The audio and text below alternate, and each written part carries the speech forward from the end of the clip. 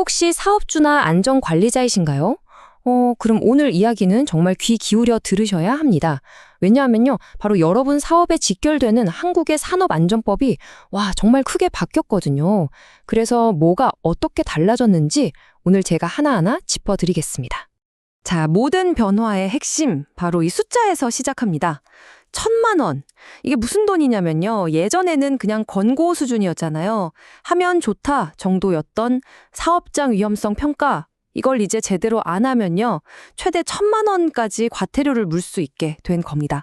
근데 이게 단순히 돈만 올린 게 아니에요. 법의 무게감 자체가 아예 달라졌다고 보시면 됩니다. 이게요, 그냥 법조항 몇 개 고친 수준이 아니에요. 이건 뭐랄까, 완전히 판이 바뀐 겁니다. 지금까지는 위험성 평가, 그거 하면 좋은 거, 약간 이런 느낌이었잖아요. 근데 이제는 아닙니다. 무조건, 반드시 해야만 하는 법적인 의무가 된 거예요. 그러니까 권고에서 의무로, 딱 이 한 글자 차이가 어마어마한 변화를 가져온 거죠.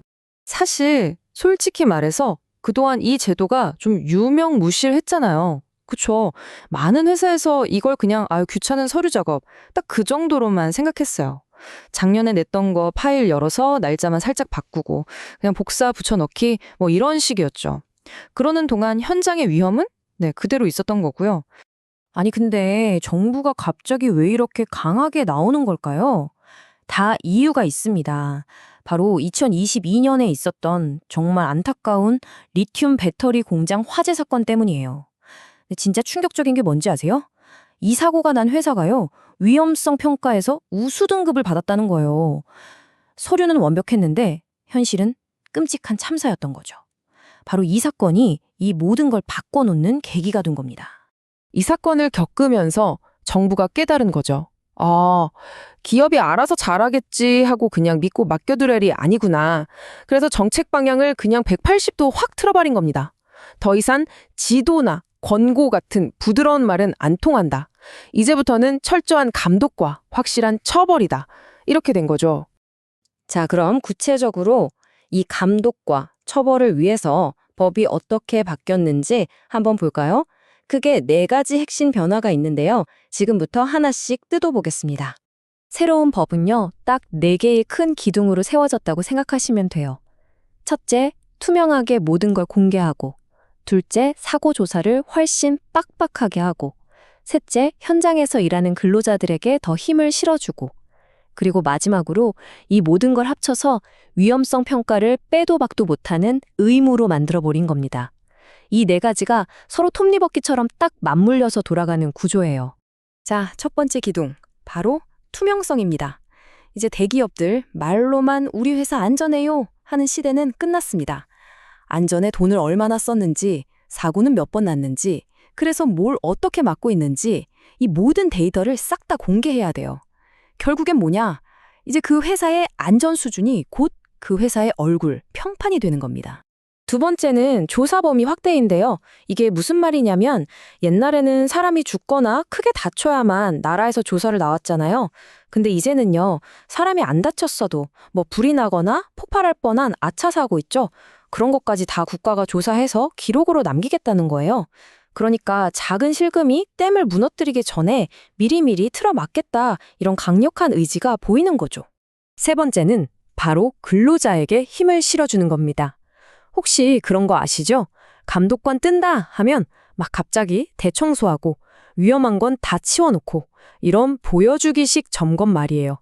이걸 막으려고 이제 정부 감독관이 현장에 나갈 때 그 현장을 속속들이 아는 근로자 대표가 같이 갑니다.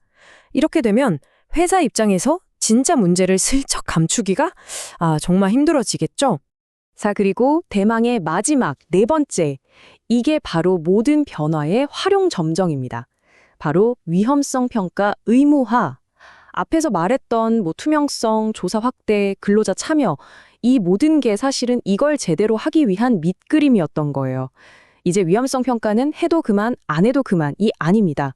안 하면 바로 과태료가 나오는 아주 강력한 법적 의무가 된 겁니다. 자, 그럼 그래서 법 안 지키면 어떻게 되는데? 이게 제일 궁금하시겠죠? 구체적으로 어떤 불이익이 있는지 한번 살펴보겠습니다. 과태료도 그냥 뭉뚱그려서 때리는 게 아니에요. 아주 구체적으로 나뉘어 있습니다.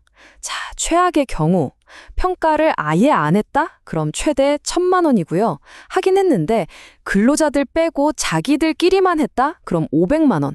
그리고 평가한 서류들 제대로 보관 안 해도 300만 원까지 과태료가 나올 수 있어요. 그러니까 이제는 과정 하나하나를 정말 꼼꼼하게 챙겨야 한다는 뜻이죠. 이 얘기 들으시면서 에이, 아직 시간 좀 남았겠지. 혹시 이렇게 생각하셨나요? 절대 안 됩니다. 이거 먼 미래 얘기가 아니에요. 카운트다운은 이미 시작됐습니다. 자, 날짜를 잘 보셔야 돼요.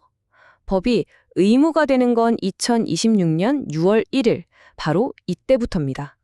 그리고 실제로 과태료를 매기기 시작하는 건 2027년 1월 1일부터 사업장 크기별로 순차적으로 적용돼요. 와, 아직 한참 남았네 싶으시죠? 근데요, 회사에 제대로 된 안전 시스템 하나 만들려면 이 시간 절대 긴 거 아닙니다. 준비는 바로 지금부터 하셔야 돼요. 결국 이 모든 이야기의 핵심은 딱 하나입니다. 2013년에 이 제도가 처음 생겼거든요. 그 후로 10년이 넘게 정부는 계속 기다려준 거예요. 기업들이 알아서 잘하겠지 하고요. 하지만 이제 그 기다림의 시간, 그 유예 기간은 끝났습니다. 공식적으로요. 말 그대로 권고의 시대는 저물고 이제는 책임의 시대가 온 겁니다. 그래서 이 모든 변화 앞에서 우리는 스스로에게 마지막 질문을 던져봐야 합니다. 지금 여러분 책상 서랍에 있는 그 위험성 평가 보고서, 그게 과연 과태료 1,000만 원을 피하기 위한 그냥 종이 쪼가리인가요? 아니면 정말로 내 옆자리 동료의, 우리 직원들의 생명을 지키는 살아 숨쉬는 안전장치인가요? 그 답은 이제 여러분이 직접 행동으로 보여주셔야 할 겁니다.